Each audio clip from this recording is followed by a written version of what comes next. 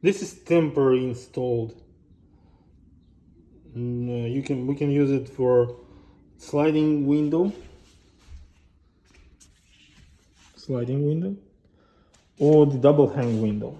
So I temporarily screwed in the holder. So there's the control.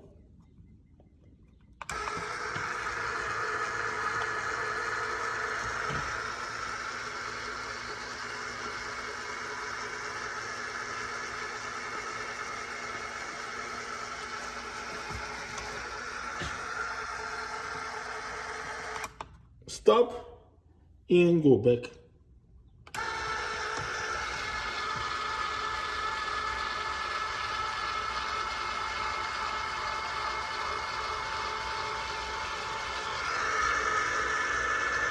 You can purchase it at handyct.com.